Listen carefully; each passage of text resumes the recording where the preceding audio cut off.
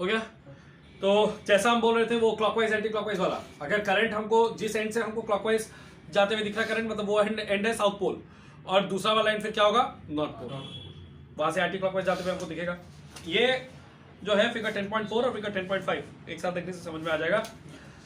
तो ये 10.4 के बाद अब नेक्स्ट जो देखो एक पैराग्राफ है, उसके बाद जो लिखा हुआ है ना, from the pattern of magnetic field lines, वहां पे टिक करो। इट इज नोटेड दैट, क्या क्या है वहां पे, इन द विसिनिटी, विसिनिटी का मतलब होता है नेबरहुड, लिख लो।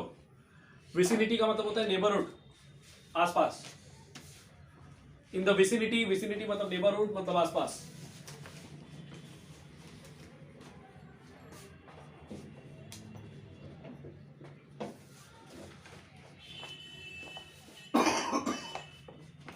ठीक है, इन द विसिनिटी, विसिनिटी मतलब नेबरहुड। तो in the vicinity of the wire eight P and Q, यानी कि पी और क्यू जो पॉइंट है उसके आसपास, the magnetic field lines are nearly circular. उसके बाद number 2, within the space enclosed by the wire, मतलब पी और क्यू के बीच में field lines are in the same direction. P और क्यू के बीच में सब फील्ड लाइंस एक ही डायरेक्शन में आ जा रहा है, एक सर्कल उधर से आ रहा है, एक सर्कल इधर से आ रहा है, मिल जा रहा है बीच में। 3, near the centre of the loop, near the centre of the loop दोनों फील्ड लाइंस आपस में पूरा ऐड हो जा रहा है, तो फील्ड लाइंस एकदम स्ट्रेट हो जा रहा है। The magnetic field lines are nearly parallel to each other, so the magnetic field may be assumed to be nearly uniform. एकदम जो सेंटर है कार्डबोर्ड का, वहां पे फील्ड लाइंस जो है वो पैरेलल लाइंस बन जा रहे हैं, स्ट्रेट लाइंस। जब भी कोई magnetic field straight lines, parallel lines के फॉर्म में रहता है, तब उसको हम लोग बोलते हैं यूनिफॉर्म मैग्नेटिक फील्ड। क्या बोलते हैं? Uniform magnetic field. तो बीच में क्योंकि वो दोनों सर्कल से जो आ रहे हैं लाइंस वो मिल जा रहे हैं और पैरेलल स्ट्रेट लाइंस बन जा रहे हैं, इसीलिए बीच में जो फील्ड है वो यूनिफॉर्म बन जा रहा है। ठीक है, near the centre of the loop the magnetic field lines are nearly parallel to each other, so the magnetic field may be assumed to be nearly uniform in a small space near the centre. उसके बाद क्या लिखा है, number 4, at the centre the magnetic field lines are along the axis of the loop and normal to its plane. At the centre the magnetic field lines are along the axis of the loop and normal to its plane. ऐसा क्यों लिखा है? यहाँ पे normal का मतलब क्या है? परपेंडिकुलर। नॉर्मल का मतलब हमेशा हम बोले थे फिजिक्स मैथ्स में परपेंडिकुलर। यहाँ पे जो बोल रहा है, यहाँ पे बोल रहा है कि ये जो लूप है ये ऐसे खड़ा है और सेंटर में देखो लूप ऐसे खड़ा है और सेंटर का जो फील्ड लाइन है वो कैसे जा रहा है, ऐसा, तो परपेंडिकुलर नहीं हुआ। लूप ऐसे खड़ा है, सेंटर का फील्ड लाइन ऐसे जा रहा है। ठीक है, लूप ऐसा है तो ये है एक्सिस ऑफ द लूप, लेकिन लूप जिस प्लेन में है उससे परपेंडिकुलर है। समझ में आया? Number 5, the field lines become denser, that is magnetic field strength is increase, यानी कि छोटे स्पेस में ज्यादा फील्ड लाइंस दिखाई देगा if the strength of the current in the loop is increase, मतलब कि जो लूप में हम करंट भेज रहे हैं वो करंट का वैल्यू अगर बढ़ा दिया जाए। And number 2, the number of turns in the loop is increase. ठीक है, नंबर ऑफ टर्न्स अगर लूप का इंक्रीज कर दिया जाए। Number 6, the magnetic field lines pass through the loop in the same direction. ठीक है, magnetic field lines pass through the loop in the same direction, they appear to come out from the face of the loop on the other side. इसका मतलब क्या है? इसका मतलब कि जो दूसरा साइड है, ऐसा लग रहा है कि दूसरे साइड से वो निकल रहे हैं और इस साइड से घुस रहे हैं। ठीक है, ये चीज अच्छी तरह से समझ लो। बीच में वो लाइंस स्ट्रेट हो जा रहे हैं ना, दूसरे साइड में जा रहे हैं, ऐसा लग रहा है वहां से निकल के और इस साइड में घुस रहे हैं। जहां से निकलते हैं वो होता है नॉर्थ और जहां पे घुसते हैं वो होता है साउथ, क्योंकि फील्ड लाइंस हमेशा नॉर्थ से निकल के साउथ में घुसता है। तो उस हिसाब से भी अगर देखें तो वो साइड हो गया नॉर्थ पोल, वो पार, और इस पार क्या हुआ, साउथ पोल। और क्लॉकवाइज एंटी क्लॉकवाइज के हिसाब से भी वही देखे थे। They appear to come out from the face of the loop on the other side, so that face behaves as a north pole, while the magnetic field lines appear to enter in at the front face of the loop, so it behaves as a south pole. Thus the loop acts like a, underline करो, dipole. Dipole underline करो। Dipole का मतलब है जिसपे अलग north और अलग south pole रहता है, मैग्नेटिक डाइपोल। जैसे कि बार मैग्नेट और जैसे कि ये। हाँ बोलो, सोचिए। And it has a magnetic field similar to that of a magnetized disc of radius same as that of the loop. तो अगर एक सर्कुलर डिस्क को हम मैग्नेट बना दें तो उसका जितना मैग्नेटिज्म होगा, ये जो लूप है उसका भी वैसा ही मैग्नेटिज्म होगा। ठीक है, जबकि ये लूप अंदर से खाली है, सिर्फ बाउंड्री में वायर है ना। इसके बाद जो लिखा है the polarity at the two faces of the loop, यानी कि कौन सा पोल कौन से तरफ है, depends on the direction of the current in the loop. On reversing the direction of current in the loop the polarity at the faces of the loop gets reversed. अगर हम करंट का direction को उल्टा कर देंगे तो जो polarity है वो उल्टा हो जाएगा, यानी कि पहले जिस तरफ नॉर्थ था अब उस तरफ साउथ हो जाएगा, पहले जिस तरफ साउथ था अब उस तरफ नॉर्थ हो जाएगा, राइट। ये तो स्वाभाविक है, होना ही है, क्योंकि यहां देखो करंट अभी इस तरफ जा रहे हैं, इस एंड से जब हम देख रहे हैं तो साउथ पोल है इस तरफ, ठीक है, क्लॉकवाइज। करंट का डायरेक्शन उल्टा होते ही एंटी क्लॉकवाइज हो जाएगा, माने इस तरफ क्या होगा, नॉर्थ पोल, ऑपोजिट एंड में फिर हो जाएगा साउथ पोल। यही क्लॉक रूल था जो हम पहले भी अभी बोले थे। वो क्लॉक रूल को कैसे ड्रॉ करते हैं वो देख लो। एन को ड्रॉ किया है एंटी क्लॉकवाइज तरह से और एस को ड्रॉ किया है क्लॉकवाइज की तरह से। वो उस तरह से तुम लोग को ड्रॉ करना पड़ेगा फिगर 10.5 का। एरो मार्क करना, एरो मार्क करना पड़ेगा एन और एस दोनों पे। तो ड्राइंग करने आएगा, हाँ आ सकता है। इजी ड्राइंग है आगे। हो गया। इसके बाद लिखा है magnetic field due to a current carrying cylindrical coil और solenoid. Magnetic field due to a current carrying cylindrical coil और सॉलिनॉइड। सॉलिनॉइड क्या होता है, तो इसके लिए हम यहां पे पढ़ेंगे। पहला जो लाइन है वो पढ़ो। लिखा हुआ है if a conducting wire is wound, wound का मतलब अगर वो वायर को हम बांधते हैं किसी चीज पे। If a conducting wire is wound in the form of a cylindrical coil, ठीक है, whose diameter is less in comparison to its length, the coil is called a solenoid. It looks like a helical spring. Helical spring तुम लोग को याद है DNA का shape, यही helical spring. To obtain the magnetic field lines due to a current carrying solenoid, the following experiment is performed. उससे पहले solenoid के स्ट्रक्चर पे आते हैं।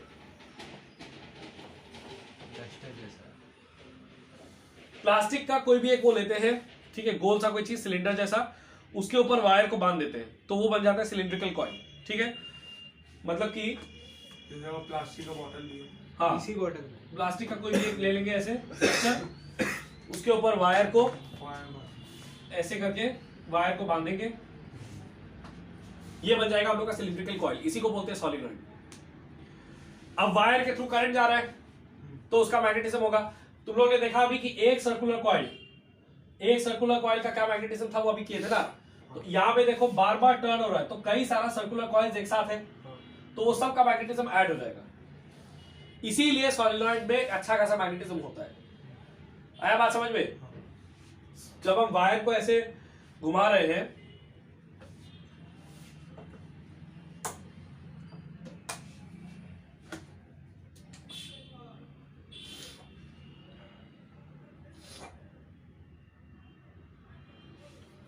जब वायर को हम ऐसे इसके ऊपर घुमाएंगे ऐसे इस तरफ से फिर ऐसे तो ये एक सर्कुलर कॉइल हुआ, फिर ऐसे फिर से घुमाएंगे और एक सर्कुलर कॉइल, तो ऐसे करते करते कई सारा सर्कुलर कॉइल्स हुआ कि नहीं। तो ये सब पीछे से आ रहा है घूमने के बाद, जैसे ऐसे घुमाए तो वो पीछे से आएगा। हाँ मतलब हम ऐसे ही दिखा रहे हैं जैसे 3 डायमेंशनली इमेजिन करो तो ऐसा, ठीक है। तो कई सारा सर्कुलर कॉइल्स हो जा रहा है, सारा सर्कुलर कॉइल्स का मैग्नेटिज्म ऐड हो जाएगा। क्योंकि तुम लोग देखे थे पिछले डायग्राम में जहां में एक सिंगल सर्कुलर कॉइल का दिखाया था पिछले पेज में कि उसका जो मैग्नेटिज्म है वो बीच में सबसे ज्यादा रहता है और स्ट्रेट लाइंस के फॉर्म में रहता है। यहाँ पे सारा सर्कुलर कॉइल, एक सर्कुलर कॉइल उसके बाद और एक, उसके बाद और एक, उसके बाद और एक। तो सॉलिनॉइड बेसिकली क्या है, सर्कुलर कॉइल्स का एक कलेक्शन है स्ट्रेट लाइन में। तो हर एक सर्कुलर कॉइल का बीच में स्ट्रेट लाइन में मैग्नेटिज्म उसका मैक्सिमम रहेगा, डायरेक्शन सेम रहेगा और डायरेक्शन भी सबका सेम हो जाएगा क्योंकि सभी सर्कुलर कॉइल्स का तो एक्सिस सेम है, है ना। सब सर्कुलर कॉइल सेम स्ट्रक्चर पे बना हुआ है तो सबका जो बीच का लाइन है वो सेम है, सबका बीच का लाइन सेम है। तो सारा सर्कुलर कॉइल का जो बीच का जो डायरेक्शन होगा स्ट्रेट लाइन बीच का वो सेम होगा। तो सबका जो बीच का मैग्नेटिज्म है, सेंटर का जो सबका मैग्नेटिज्म है जो सबसे स्ट्रॉन्गेस्ट रहता है बीच का, वो सबका ऐड होते जाएगा क्योंकि सेम डायरेक्शन में एक्ट करेगा। तो समझ में आया? इसकी वजह से सॉलिनॉइड का अच्छा खासा मैग्नेटिज्म रहता है, ठीक है। इसका मैग्नेटिज्म को और बढ़ाया जा सकता है अगर हम लोग इस ये जो कॉइल है इसके अंदर आयरन का कुछ डाल दें, कोई मैग्नेटिक सब्सटेंस का कुछ डाल दें, ठीक है, तब और ज्यादा इसका मैग्नेटिक पावर बढ़ जाएगा।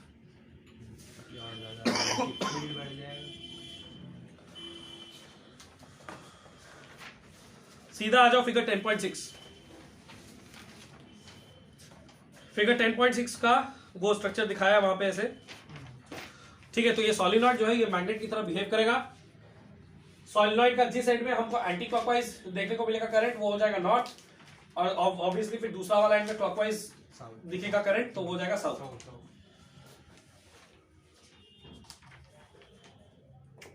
इसके बाद भी देखो एक तो पॉइंट्स का कलेक्शन है, उसमें लिखा हुआ है from the pattern of magnetic field lines it is found that,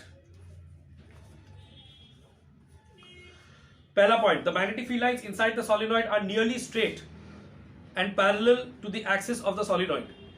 तो सोलिनॉइड के अंदर जो फील्ड लाइंस है वो ऑलमोस्ट स्ट्रेट लाइंस की तरह है, ठीक है। और सोलिनॉइड का एक्सिस जो है मतलब जो बीच में से एक इमेजिनरी लाइन जा रहा है उसका उससे पैरेलल है। That is the magnetic field is uniform inside the solenoid, ये इंपॉर्टेंट पॉइंट है। Number 2, magnetic field lines become denser, यानी कि ज्यादा मैग्नेटिक फील्ड लाइंस हम लोग को दिखेगा छोटा जगह में। A strong magnetic field is obtained on increasing current in the solenoid, जितना ज्यादा करंट उतना स्ट्रॉन्गर मैग्नेटिक फील्ड वहां पे हम लोग को दिखेगा। Number 3, the magnetic field is increased if the number of turns in the solenoid of given length is increased, ये भी इंपॉर्टेंट है। जितना ज्यादा नंबर ऑफ टर्न्स हम लोग करेंगे उतना ज्यादा सर्कुलर कॉइल्स बनेगा, तो उतना ज्यादा टोटल मैग्नेटिक फील्ड इंक्रीज होगा। समझ में आया? Number 4, the magnetic field is also increased if a soft iron rod, ये अभी हम बोल रहे थे, core is placed along the axis of the solenoid, ये है axis of the solenoid, मतलब इसके अंदर कॉइल के अंदर अगर हम एक सॉफ्ट आयरन का रॉड डाल देंगे, ठीक है, तो क्योंकि आयरन एक मैग्नेटिक सब्सटेंस है तो इसका जो ओवरऑल मैग्नेटिक फील्ड है वो ज्यादा बढ़ जाएगा। उसके बाद देखो लिखा हुआ है the soft iron increases the strength of the magnetic field of the solenoid since soft iron has, underline करो, high magnetic permeability. Soft iron has high magnetic permeability. इसका हाँ बोलो, मैग्नेटिक फील्ड को अपने आर पार जाने देता है, अपने आर पार जाने देता है, बिल्कुल सही। अंडरलाइन करके इसका मीनिंग लिखो, अलाउज मैग्नेटिक फील्ड लाइंस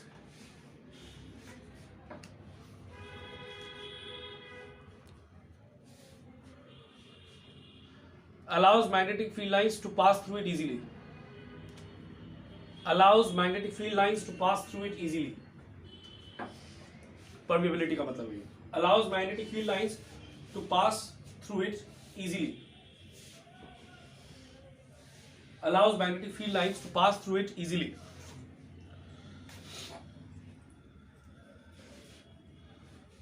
ठीक है। उसके बाद जो अगला पॉइंट है वो खाली वो बता रहा है कि एंड जो पी वाला एंड है डायग्राम में वहां पे एंटी क्लॉकवाइज जाता हुआ दिख रहा है करंट, तो नॉर्थ पोल है, और जो क्यू वाला एंड है वहां पे क्लॉकवाइज जाता हुआ दिख रहा है तो साउथ पोल है। बस अगर हम डायरेक्शन करंट का जो डायरेक्शन है उसको उल्टा कर देंगे तो ये जो पोलैरिटी है साउथ और नॉर्थ वो भी रिवर्स हो जाएगा। इसके बाद लिखा हुआ है similarities between a current carrying solenoid and a bar magnet, इसको डबल टिक करो। एक करंट कैरिंग सोलिनॉइड जो है और बार मैग्नेट में क्या सिमिलैरिटी है, बार मैग्नेट का भी एक नॉर्थ और साउथ होता है अलग अलग, इसका भी एक नॉर्थ और साउथ है अलग अलग, ठीक है। Number 1, the magnetic field lines of a current carrying solenoid are similar to the field lines of a bar magnet, क्योंकि बार मैग्नेट में भी फील्ड लाइंस नॉर्थ से निकलता है साउथ पे घुसता है, और सोलिनॉइड में भी हम देख रहे हैं कि जो फील्ड लाइंस है वो नॉर्थ से निकल रहा है साउथ पे घुस रहा है। Thus, a current carrying solenoid behaves just like a bar magnet. Number 2, a current carrying solenoid when suspended freely. देखो अगर हम बोले थे ना कॉम्पास को अगर फ्रीली रखोगे तो उसका नीडल क्या है, नॉर्थ साउथ डायरेक्शन में अपने आप को ये कर लेगा, ओरिएंट कर लेगा। बार मैग्नेट को अगर हम लोग फ्रीली लटका दे, कोई छोटा सा बार मैग्नेट को फ्रीली लटका दे, वो भी ऑटोमेटिकली नॉर्थ साउथ डायरेक्शन में आ जाता है। ये सोलिनॉइड जो है इसको भी अगर फ्रीली लटका दिया जाए तो ये भी अपने आप को नॉर्थ साउथ डायरेक्शन में कर लेगा, तो वो भी एक बार मैग्नेट के साथ इसका सिमिलैरिटी है। A current carrying solenoid when suspended freely sets itself in the north-south direction exactly in the same manner as a bar magnet does. Number 3, a current carrying solenoid also acquires the attractive property of a magnet. ये भी important है। तो जैसे magnet iron का कोई भी चीज को अट्रैक्ट करता है वैसे सोलिनॉइड भी आयरन का फाइलिंग्स या आयरन का दूसरा चीजों को अट्रैक्ट कर सकता है। If iron filings are brought near the current carrying solenoid, it attracts them. मतलब मैग्नेट का सारा प्रॉपर्टी उसमें है, ठीक है। ये जो नंबर 2 वाला प्रॉपर्टी है इसको बोलते हैं डायरेक्टिव प्रॉपर्टी, ये लिख लो। नंबर 2 वाला प्रॉपर्टी को बोलते हैं डायरेक्टिव प्रॉपर्टी, और नंबर 3 वाला प्रॉपर्टी उसका तो नाम दे दिया है अट्रैक्टिव प्रॉपर्टी, वही है। नंबर 2 वाला प्रॉपर्टी होता है directive property of a magnet, और नंबर 3 वाला property attractive property of a magnet.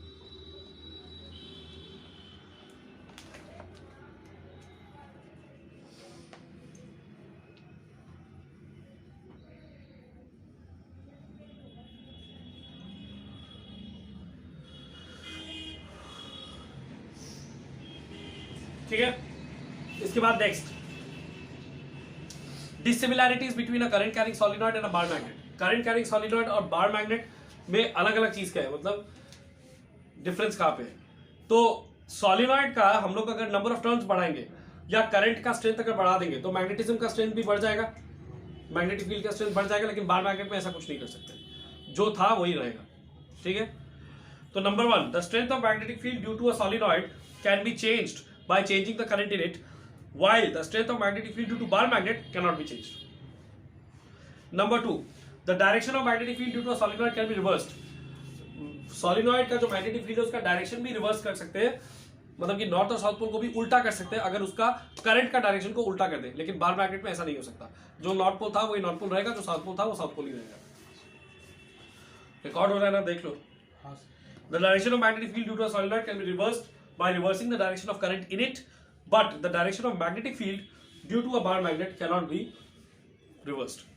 Electromagnet में आओ, तो ये जो सॉलिनॉइड है, सॉलिनॉइड वाला जो चीज है कि मतलब हम लोग करंट पास करके किसी चीज को मैग्नेट बना सकते हैं और करंट का डायरेक्शन, करंट का जो स्ट्रेंथ है उसको अगर बढ़ा देंगे तो वो और स्ट्रॉन्गर मैग्नेट हो जाएगा।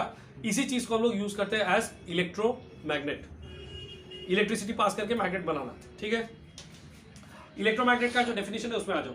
Electromagnet is a temporary strong magnet made by passing current in a coil wound around a piece of soft iron। यानी कि ये सॉलिनॉइड वाली चीज है, अंदर सॉफ्ट आयरन घुसा हुआ है। ठीक है, या तो सॉफ्ट आयरन के रॉड के ऊपर ही सीधा वायर को बांध दिया गया। It is an artificial magnet. ये तो तुम लोग को याद होगा, जो भी मैग्नेट्स हम लोग बनाते हैं वो सबको आर्टिफिशियल मैग्नेट्स बोलते हैं। और लोडस्टोन करके एक था जो नेचुरली मिलता था, ग्रीस वगैरह में कुछ कुछ जगह पे मिलता था। तो कहीं पे अगर नेचुरली ऐसा कोई स्टोन मिलता है जो मैग्नेटिक है, वो नेचुरल मैग्नेट होता है। इसके बाद क्या लिखा हुआ है, electromagnet can be made in any shape but usually the following two shapes of electromagnet are in use. पहला वाला क्या है, आई शेप और बार मैग्नेट, दूसरा वाला यू शेप और हॉर्सशू मैग्नेट। आई शेप या बार मैग्नेट का जो डायग्राम है फिगर 10.7 उसको देख लो, वहां पे समझ में आ जाएगा। और वही है कि वहां पे हम लोग ये देखे हैं कि करंट किस डायरेक्शन में है, कौन से एंड पे, जिस डायरेक्शन में क्लॉकवाइज दिख रहा है वहां पे साउथ पोल, एंटी क्लॉकवाइज दिख रहा है वहां पे नॉर्थ पोल। ठीक है, इसके बाद यू शेप्ड में आ जाओ। यू शेप का जो डायग्राम है फिगर 10.8,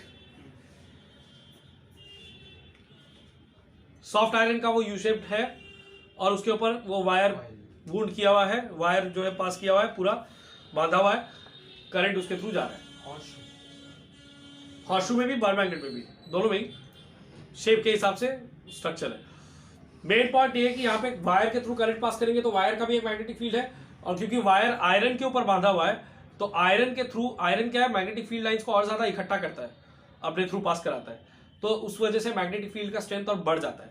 तो इसलिए आयरन के ऊपर अगर करंट कैरिंग वायर को बांध दे तो वायर की वजह से भी और आयरन दोनों की वजह से मैग्नेटिक फील्ड जनरेट होगा, तो डबल मैग्नेटिक फील्ड हो जाएगा, समझ लो। ठीक है, इसीलिए वो आयरन के ऊपर बांधा गया है। या हम लोग यहाँ पे पहले जैसे सॉलिनॉइड के अंदर आयरन का रॉड इसीलिए डाल रहे थे। समझ में आया? अच्छा, इसके बाद सीधा इसमें आ जाओ।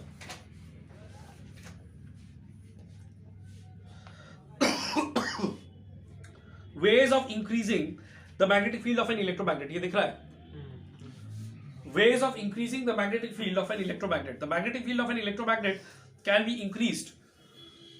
वही वाला वो सॉलिनॉइड वाला ही है। नंबर ऑफ टर्न्स या तो इंक्रीज करे तो होगा, या फिर करंट का जो मैग्नीट्यूड है, करंट का वैल्यू या करंट का स्ट्रेंथ, वो अगर इंक्रीज करे तो होगा। ठीक है, next permanent magnet. Permanent magnet में लिखा है it is a naturally occurring magnet since it is not strong enough and of the required shape for many purposes, so a strong permanent magnet is made like an electromagnet using the piece of steel instead of soft iron. तो लिखा है कि जो natural magnet होता है, naturally जो मिलता है वो तो कोई ना तो प्रॉपर शेप में रहता है, पत्थर का शेप में रहता है, ना तो प्रॉपर शेप में वो रहता है पहले से, ना वो ज्यादा स्ट्रांग होता है, उसका स्ट्रेंथ भी कम होता है, तो वो हम लोग के वैसे यूज नहीं आ सकता। तो इसीलिए हम लोग क्या करते हैं कि अगर हम लोग को परमानेंट मैग्नेट बनाना होता है तो हम लोग इलेक्ट्रोमैग्नेट वाला ही काम करते हैं, लेकिन बस क्या करते हैं कि जो वायर है उसको आयरन के ऊपर नहीं बांध के स्टील के ऊपर बांधते हैं। स्टील का वो हॉर्सशू या बार मैग्नेट का स्ट्रक्चर लेते हैं, ठीक है, और स्टील के ऊपर वायर बांध के वायर के थ्रू करंट पास करते हैं। तो परमानेंट मैग्नेट में होल करके उसमें रड घुसा दिए परमानेंट मैग्नेट में होल करके उस पे rod iron iron rod permanent magnet के अंदर घुसा देंगे। क्या हाँ तुम परमानेंट मैग्नेट पहले बनाएगा कैसे? पहला परमानेंट नहीं, सॉरी नेचुरल जो मैग्नेट मिलता है आर्टिफिशियल। देखो नेचुरल मैग्नेट का क्या है कि नेचुरल मैग्नेट हम बताते हैं इसमें। नेचुरल मैग्नेट जो है वो पहला तो इरेगुलर शेप का है और उसमें उतना स्ट्रेंथ नहीं है। दूसरा बात है कि नेचुरल मैग्नेट वो पत्थर जैसा होता है, तुम उसको अगर फोड़ने जाएगा उसके अंदर वो आयरन का रॉड घुसाने के लिए वो पूरा ही चूरा चूरा हो जाएगा, ठीक है। तो उसका स्ट्रेंथ नहीं बढ़ा सकते। हाँ, उसका स्ट्रेंथ बढ़ा भी नहीं सकते, वो नेचुरल पत्थर है, उसके थ्रू क्या तो करंट पास करेगा, तुम क्या उसका स्ट्रेंथ बढ़ाएगा, वो भी नहीं कर सकते। तो इसलिए नेचुरली मैग्नेट बनाने का क्या तरीका है, या तो ऐसा किया जाता है कि आयरन का रॉड लेके नॉर्थ साउथ डायरेक्शन में खोद के उसको गाड़ दिया जाता है, नॉर्थ साउथ डायरेक्शन में। सही में ये मेथड है। बहुत टाइम बाद फिर उसको निकालोगे मैग्नेट बन जाएगा, क्योंकि अर्थ का field lines north south direction में रहता है। तो क्या होगा कि अगर नॉर्थ साउथ डायरेक्शन में किसी आयरन का रॉड को अगर गाड़ देंगे, ठीक है, तो अर्थ का फील्ड लाइंस उसके थ्रू जाते जाते उसको मैग्नेट बना देगा। दूसरा तरीका ये होता है कि एक मैग्नेट अगर पहले से बना हुआ है परमानेंट मैग्नेट, तो उसको ऐसे लेते हैं, डायगनली ऐसे पकड़ते हैं, और आयरन का रॉड जिसको हमको मैग्नेट बनाना है उसके ऊपर ऐसे लाके ऐसे टच करा के फिर पूरा उसके ऊपर ऐसे स्लाइड करा के फिर ऐसे टच करा के बार बार इस तरह से करते रहते हैं, तब वो आयरन का रॉड मैग्नेट बन जाता है। ये सिंगल टच, डबल टच, ये सब अलग अलग मेथड होता है, ठीक है। तो एक परमानेंट मैग्नेट जो पहले से बना हुआ है, बार मैग्नेट या जो भी हो, उससे दूसरा कैसे बनाना है वो तो पता है, और एक हम नेचुरल तरीका भी बता दिए। अब अगर ये पूछोगे कि भाई वो जो लोड स्टोन मिला था वो नेचुरल मैग्नेट, वो पत्थर, उससे कैसे पहला आर्टिफिशियल मैग्नेट बना था, वो हमको नहीं पता उसका कहानी। वो भी हो सकता है कि उससे अब पत्थर से तो ऐसे स्लाइड कराना मुश्किल है किसी चीज के ऊपर, वो पत्थर ही टूट जाएगा। तो कैसे बना? बट फिर भी हो सकता है वैसे कुछ किया हो या कुछ, हमको याद नहीं है, देखना पड़ेगा वो खुद ही। बट एक तो नेचुरल तरीका वो हम बताए गाड़ने का, नॉर्थ साउथ, ठीक है। और अगर कोई, जैसे तुम बोला परमानेंट मैग्नेट के अंदर छेद करके, अगर परमानेंट मैग्नेट के अंदर हम छेद कर सके और उसके अंदर हम आयरन रॉड डाल दिए, ठीक है, तो परमानेंट मैग्नेट का जो फील्ड लाइंस है, क्योंकि वो खुद एक मैग्नेट है, तो उसका नॉर्थ साउथ का फील्ड लाइंस वो आयरन रॉड के थ्रू जाता जाएगा, वो आयरन रॉड मैग्नेटाइज हो जाएगा। लेकिन वो आयरन रॉड जो मैग्नेटाइज होगा उसका स्ट्रेंथ कितना होगा और कब तक उसमें मैग्नेटिज्म रहेगा वो बोलना मुश्किल है। क्योंकि आयरन का प्रॉब्लम ये है कि आयरन अपने अंदर मैग्नेटिज्म, अगर अच्छी तरह से उसको नहीं मैग्नेटाइज करना पूरा जोर दे करके, तो आयरन अपने अंदर मैग्नेटिज्म को ज्यादा दिन तक रखता नहीं है, स्टील रख लेता है। इसीलिए इलेक्ट्रोमैग्नेट में क्या होता है, अगर हमको सही का इलेक्ट्रोमैग्नेट बनाना है, मतलब कि तुमने स्विच ऑन किया तो मैग्नेट की तरह काम करेगा, स्विच ऑफ किया तो मैग्नेट ऑफ हो जाएगा, मैग्नेटिज्म का काम नहीं करेगा वो, तब उसमें आयरन ही यूज करना पड़ेगा। क्योंकि आयरन के ऊपर अगर वो सॉलिनॉइड का वायर देकर के अगर डालेंगे तो जैसे ही करंट पास करेंगे वो आयरन मैग्नेट बन जाएगा और मैग्नेटिज्म का काम करेगा। लेकिन जैसे ही स्विच ऑफ करेंगे और करंट ऑफ हो जाएगा तो वो आयरन का मैग्नेटिज्म खत्म हो जाएगा, जिस आयरन के ऊपर तुमने वो वायर बांधा, ठीक है। लेकिन स्टील में क्या होगा, स्टील के ऊपर तुम वायर बांध के फिर वो वायर को सर्किट वर्किट में कनेक्ट करके, बैटरी से कनेक्ट करके उसके थ्रू करंट पास करो, तो स्टील जो है वो मैग्नेटाइज हो जाएगा। अब तुम करंट को ऑफ कर दिया फिर भी स्टील का मैग्नेटिज्म नहीं हटेगा, वो स्टील जो है वो परमानेंटली मैग्नेटाइज हो गया। इसीलिए अगर परमानेंट मैग्नेट बनाना है तो उसका सबसे आसान तरीका आजकल यही है कि इलेक्ट्रोमैग्नेट वाला ही काम करो, बस आयरन की जगह स्टील का रॉड डाल दो।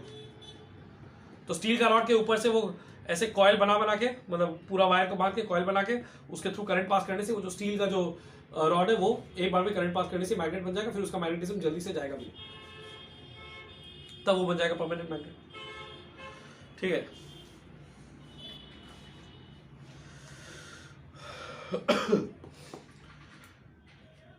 ये वाला क्यों, ये डिफरेंस क्यों इंपॉर्टेंट है, ये अभी बेल वाला जब आएगा तब उसमें बताएंगे। लिखा हुआ है permanent magnet is a naturally occurring magnet since it is not strong enough and of the required shape for many purposes, so a strong permanent magnet is made like an electromagnet using the piece of steel instead of soft iron. ये पूरा भी हम समझा रहे थे। A coil of insulated copper wire is wound around the steel piece.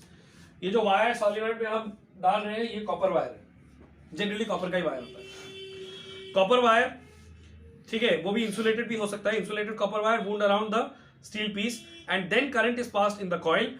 The steel piece once magnetized, एक बार magnetize हो गया तो it will retain its magnetism, वो अपना मैग्नेटिज्म रख लेगा, छोड़ेगा नहीं। It will retain its magnetism longer since steel, underline करो, steel has more retentivity than soft iron. Steel has more retentivity than soft iron, so it becomes a permanent magnet. ठीक है, retentivity को underline करके लिखो, is able to keep its magnetism longer. Retentivity को underline करके लिखो, is able to keep its magnetism longer.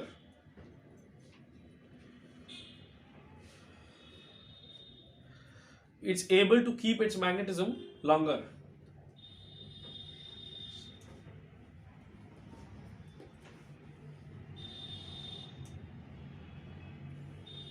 ठीक है, is able to keep its magnetism longer.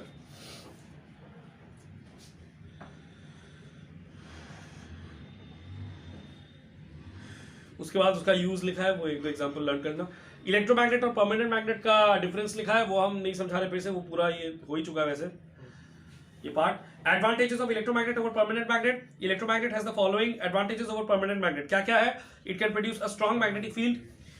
The strength of the magnetic field of an electromagnet can easily be changed by changing the current और the number of turns in the solenoid. ये हम लोग already discuss कर चुके हैं कि ये काम परमानेंट मैग्नेट में नहीं हो सकता, लेकिन इलेक्ट्रोमैग्नेट में हो सकता है, तो इसलिए वो ज्यादा एडवांटेज का चीज होता है. और उसका पोलैरिटी भी रिवर्स कर सकते हैं अगर हम लोग करंट का डायरेक्शन को उल्टा कर दे तो. यूजेस ऑफ इलेक्ट्रोमैग्नेट जो है ये खुद से पढ़ सकते हो, इसमें हम नहीं आ रहे. एक हम एग्जांपल दे देंगे जिससे तुम लोग को समझ में आ जाएगा. इलेक्ट्रोमैग्नेट का यूज जो है, जैसे कि वो जो यार्ड वगैरह रहता है, जो शिप यार्ड वगैरह, पोर्ट्स वगैरह, वहां पे बड़ा बड़ा जो आयरन का पीस रहता है, गार्बेज, ठीक है, उसको पिक करके उसको कहीं पे ड्रॉप करने के लिए इलेक्ट्रोमैग्नेट यूज होता है. जब पिक करना है तो हम लोग करंट को ऑन कर देते हैं, तो जो इलेक्ट्रोमैग्नेट ऊपर रहता है वो अट्रैक्ट कर लेगा आयरन को ऐसे, और फिर हम लोग ले जाएंगे जहां पे ड्रॉप करना है, फिर वहां पे करंट को ऑफ कर देंगे, तो इलेक्ट्रोमैग्नेट का मैग्नेटिज्म खत्म हो जाएगा, तब वो आयरन का जो पीस है वो अपने आप गिर जाएगा. ठीक है. इसके बाद use of electromagnet in electric bell में आओ. इलेक्ट्रिक बेल का डायग्राम देखो, फिगर 10.9.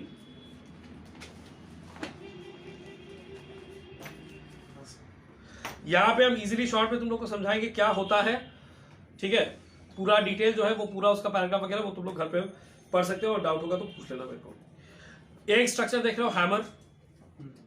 हैमर बोल के एक स्ट्रक्चर है वो देखो, और उसके पास एक गोंग, जहां पे वो हैमर जाके टक्कर मारेगा तो बेल बजेगा. अंदर में देखो यू शेप्ड इलेक्ट्रोमैग्नेट है. इसमें करंट पास होता है तो इसको हाँ, यू शेप्ड इलेक्ट्रोमैग्नेट है. अब करंट जब पास होगा तो क्या होगा कि वो जहां पे एरो देकर के अट्रैक्शन लिखा हुआ है ना, तो वो जो ब्लैक कलर का जो रॉड है वो अट्रैक्ट हो जाएगा यू शेप मैग्नेट से. तो ब्लैक कलर का रॉड से हैमर अटैच्ड है, तो वो भी गोंग में जाके टकराएगा, बेल बजेगा. बेल बजेगा. अब बेल का क्या है कि हमको तो बेल को ऑफ भी करना है.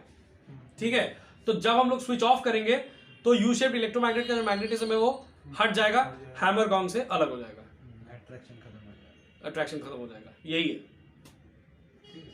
ठीक है.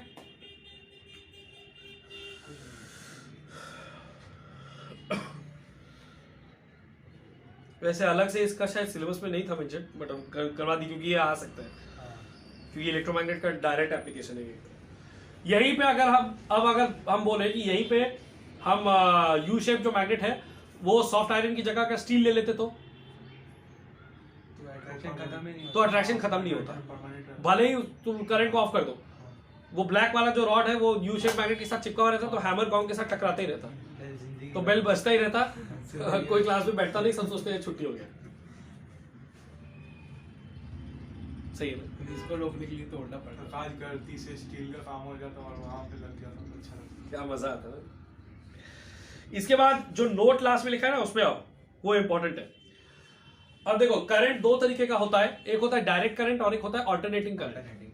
डायरेक्ट करंट का मतलब होता है जो नॉर्मली हम लोग को पेंसिल बैटरी वगैरह या जो फिक्स्ड वोल्टेज का बैटरी होता है, जैसे वो 12 वोल्ट का बैटरी हम बोल रहे थे, 9 वोल्ट का या 3 वोल्ट, 1.5 वोल्ट, 6 वोल्ट, 9 वोल्ट, जितना भी ये सब बैटरी होता है, ये सब जो करंट सप्लाई करता है इसको बोलते हैं डायरेक्ट करंट.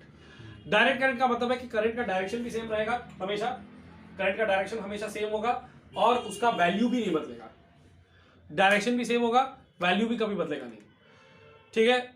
इसका जो दूसरा ऑल्टरनेटिव है वो है ऑल्टरनेटिंग करंट. ऑल्टरनेटिंग करंट क्या होता है, एक बार ऐसे गया, फिर ऐसे, फिर ऐसे, फिर ऐसे, फिर ऐसे, फिर ऐसे. ठीक है. 1 सेकंड के अंदर 50 बार अपना डायरेक्शन चेंज करता है. 1 सेकंड में 50 टाइम्स, सिर्फ 1 सेकंड में. 1 सेकंड में कितना टाइम्स? 50 टाइम्स. तो उसका फ्रीक्वेंसी होता है 50 टाइम्स पर सेकेंड, मतलब 50 टाइम्स इन 1 सेकेंड, मतलब 50 times by 1 second, that is 50 hertz. ठीक है, नीचे अगर सेकेंड रहेगा तो 1 बाई सेकेंड वो हर्ट्ज होता है, यूनिट। तो 50 टाइम्स पर सेकेंड मतलब 50 और नीचे रहेगा 1 सेकेंड, तो 50 सेकेंड टू द पावर -1 यानी कि 50 हर्ट्ज। यही 50 हर्ट्ज का करंट हम लोग को सप्लाई होता है ऑल्टरनेटिंग। 50 बार अपना डायरेक्शन चेंज करता है, तो उसका कोई फिक्स पॉजिटिव या फिक्स नेगेटिव टर्मिनल नहीं होता है, इधर से उधर इधर से उधर। दूसरा चीज और है कि सिर्फ डायरेक्शन चेंज नहीं करता है, उसका वैल्यू भी कॉन्स्टेंटली चेंज होता रहता है। उसका वैल्यू इस तरह से जाता है, बढ़ के एक लिमिट तक गया, फिर घट के वापस ऑपोजिट डायरेक्शन में मैक्सिमम तक गया, फिर वापस 0 तक आया, फिर पिछले वाले मतलब ओरिजिनल डायरेक्शन में हाई वैल्यू तक गया, फिर 0 हुआ, फिर दूसरे डायरेक्शन में हाई वैल्यू तक गया, ऐसे। ये जो वेव है इसको बोलते हैं साइन वेव। क्या बोलते हैं? Sine wave. वो जो साइन थीटा पढ़े हो तुम लोग ट्रिगोनोमेट्री में, अगर थीटा के हिसाब से साइन थीटा का प्लॉट किया जाए तो ऐसा ही आएगा। साइन थीटा वगैरह यूज होगा।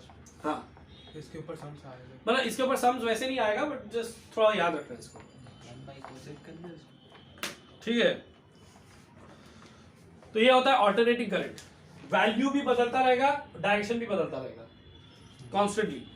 हम लोग को जो सप्लाई होता है ये 220 वोल्ट का करंट, ये ऑल्टरनेटिंग करंट होता है, डायरेक्ट करंट नहीं होता है। ठीक है, लेकिन बहुत सारे अप्लायंसेस जो होते हैं उसमें डायरेक्ट करंट काम आता है। तो उसके लिए क्या होता है कि वो अप्लायंस के अंदर ऐसा सर्किट रहता है कि वो एसी को डीसी में कन्वर्ट कर दे, मतलब ऑल्टरनेटिंग को डायरेक्ट में कन्वर्ट कर दे। जैसे रिमोट हो गया, रिमोट वगैरह हुआ, मोटर हो गया फैन का।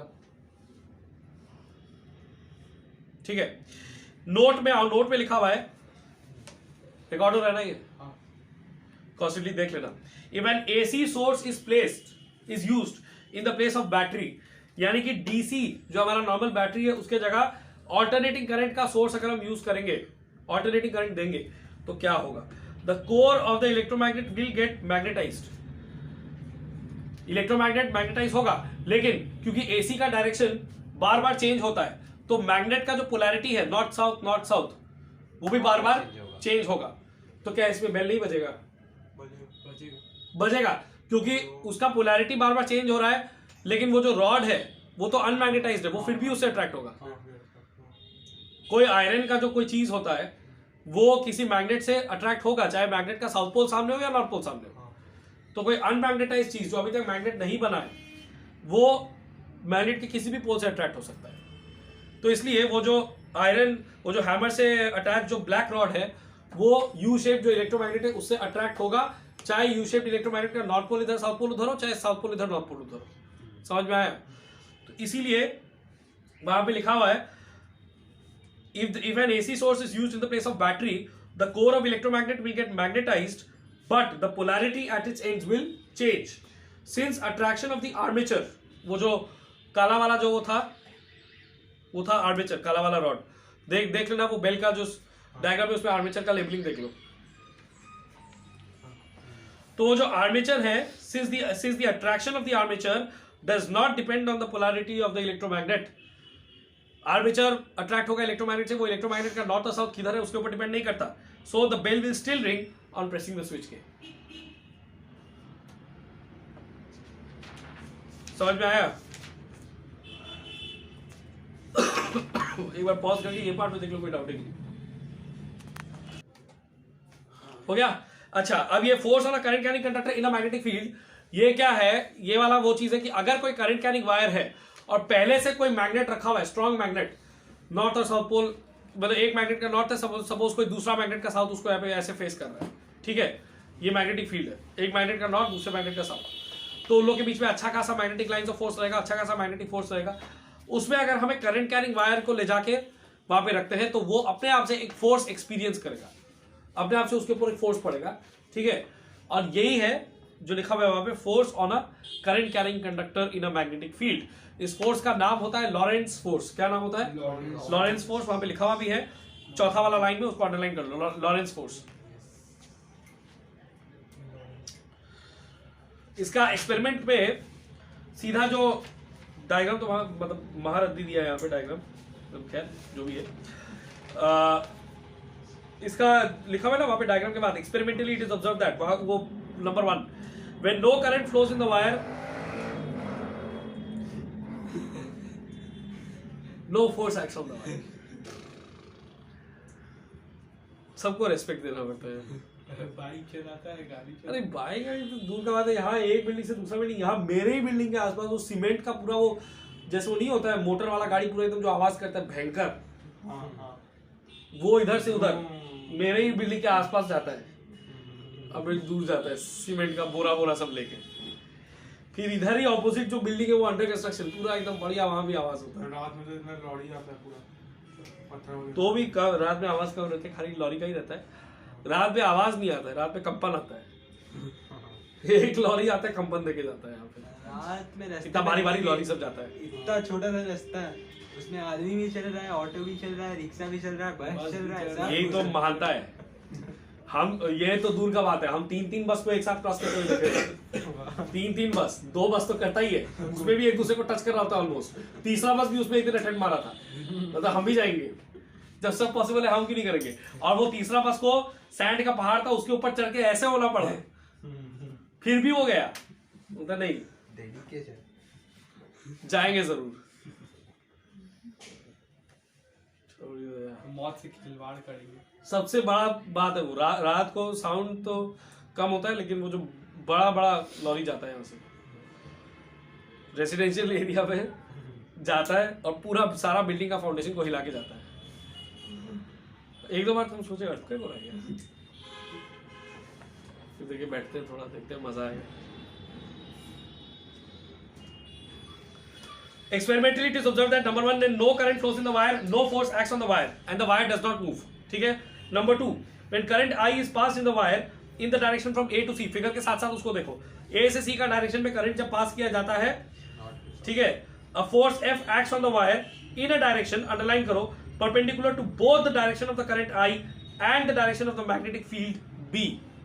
मैग्नेटिक फील्ड का सिंबल होता है कैपिटल B और उसका डायरेक्शन होता है फ्रॉम नॉर्थ टू साउथ। इसका हम एग्जाम्पल देते हैं कि किस तरह से यहां पे बोला है।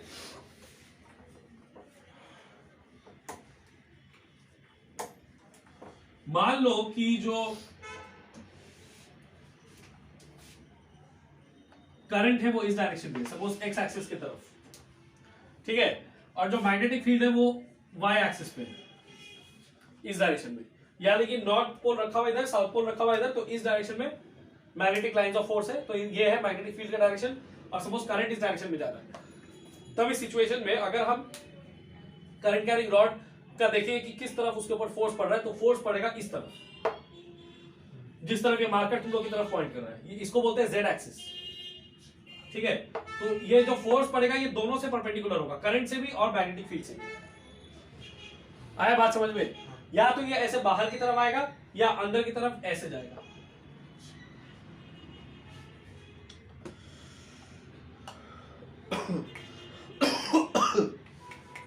इसके बाद नंबर 3 बोला है, if the direction of the current through the wire is reversed, यानी कि जो वायर के थ्रू करंट जा रहा है उसको उल्टा कर दिया जाए तो फिर फोर्स भी उल्टा डायरेक्शन में पड़ेगा, यही बोला है।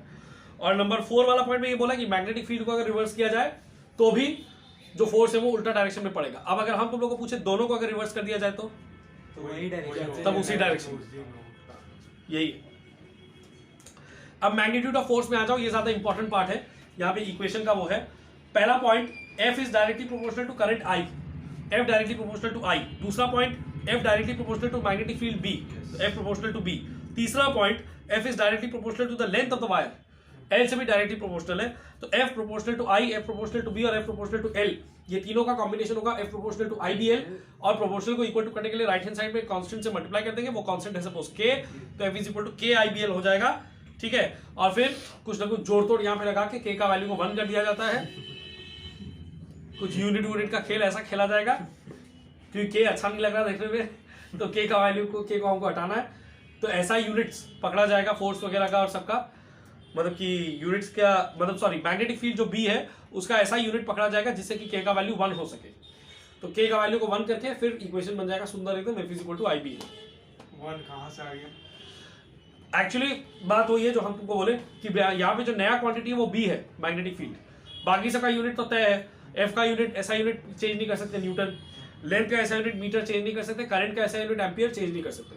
तो किसका यूनिट हम चेंज कर सकते हैं, मतलब किसका यूनिट हम खुद से अब डिफाइन कर सकते हैं, बी। तो बी का यूनिट को इस तरह से डिफाइन करेंगे कि के को हम 1 ले सके, ठीक है। तो दोनों तरफ का बात रह जाएगा, समझ लो। अब यहाँ पे यूनिट ऑफ मैग्नेटिक फील्ड में आओ, तो ये जो F is equal to IBL वाला इक्वेशन है, इससे हम मैग्नेटिक फील्ड का यूनिट को डिफाइन कर रहे हैं। तो F is equal to IBL, तो B इज इक्वल टू क्या हो जाएगा, F by I into L, यही होगा। F is equal to IBL, तो B is equal to F by I into L। F का यूनिट है न्यूटन, करंट का यूनिट एम्पियर और लेंथ का यूनिट मीटर, यानी कि इसको हम बोल सकते हैं न्यूटन पर एम्पियर मीटर, न्यूटन पर एम्पियर मीटर, या फिर newton ampere to the power -1 metre to the power -1, क्योंकि एम्पियर और मीटर दोनों नीचे था तो ऊपर लाने के लिए पावर को -1 करना पड़ेगा, ठीक है। वहां पे देखो इसी यूनिट को हम लोग दूसरा 2 नाम दे सकते हैं। It is also named as tesla. ये जो यूनिट है इसको नाम दे सकते हैं टेस्ला, ठीक है। इलॉन मस्क का जो टेस्ला गाड़ी है वो नहीं, वही सोच उसी से वही याद सोच रहे रहे थे। थे, वही सोचोगे तुम। निकोला टेस्ला बोल के एक साइंटिस्ट हुआ करता था पहले, जो इलेक्ट्रोमैग्नेटिज्म का काफी कुछ डिस्कवर किया, उसके नाम पे है। हाँ, ये नहीं कि फ्यूचर में जाके इलॉन मस्क टेस्ला गाड़ी लॉन्च करेगा तो हम पहले से मैग्नेटिक फील्ड को टेस्ला यूनिट दे देते हैं। तो इससे याद रखिए। हाँ, याद रख सकते हो उससे। और इसका और एक नाम है वेबर पर मीटर स्क्वायर, वेबर पर metre square, WEBER, weber, weber पर मीटर स्क्वायर, ठीक है। वहां पे लिखा हुआ है टेस्ला और वेबर पर मीटर स्क्वायर, ये दोनों नाम याद रखना पड़ेगा। इसके बाद आओ फ्लेमिंग्स लेफ्ट हैंड रूल।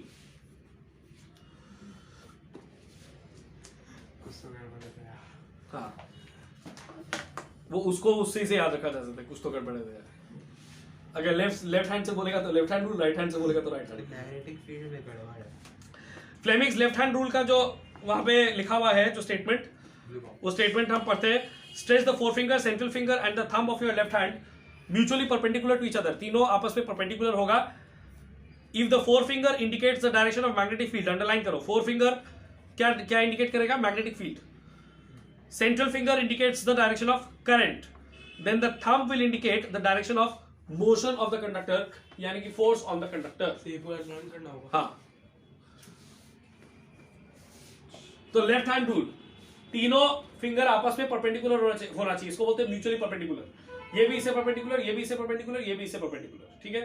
अब यहाँ पे ये जो फिंगर है, जो हम लोग का इंडेक्स फिंगर है, ये मैग्नेटिक फील्ड को डिनोट करेगा, मैग्नेटिक फील्ड का डायरेक्शन नॉर्थ टू साउथ अगर ऐसे तो ये होगा ऐसे, ठीक है। ये करंट का डायरेक्शन को डिनोट करेगा, मिडिल फिंगर, ठीक है। तो थंब उस सिचुएशन में थंब पॉइंट करेगा फोर्स की तरफ। तो जब हम लोग को ये दिया हुआ है कि करंट और मैग्नेटिक फील्ड एक पर्टिकुलर डायरेक्शन में है, उसको फिंगर्स को उसी हिसाब से लेके फिर हम लोग देखेंगे कि थंब किस डायरेक्शन में पॉइंट कर रहा है, ठीक है। थंब किस डायरेक्शन में पॉइंट कर रहा है और वही डायरेक्शन होगा फोर्स का डायरेक्शन। तो थंब को ऐसे कर देंगे तो क्या होगा? म्यूचुअली परपेंडिकुलर वाला जो कंडीशन है वायलेट हो जाएगा, पहले तो वो करना पड़ेगा। रिकॉर्ड हो रहना ही है, हाँ। नहीं रिकॉर्ड हुआ ना तुमसे ही समझवाएंगे हम ये पूरा पार्ट वापस। 43 मिनट। माथा हाथ पे देके बैठ जाएंगे, पूरा इलेक्ट्रोमैग्नेटिज्म समझा दिए और रिकॉर्ड नहीं हुआ। अच्छा, इसके बाद डीसी मोटर है नहीं, बहुत लकी हो तुम लोग। लेकिन ये डायग्राम एक बार डायग्राम स्कूल में कराया है। आज चैप्टर खत्म होने तो तुम लोग को अलग से हम समझा देंगे कल या परसों। स्टॉप से भी नहीं है, बहुत लंबा हो गया 45 मिनट से भी नहीं है।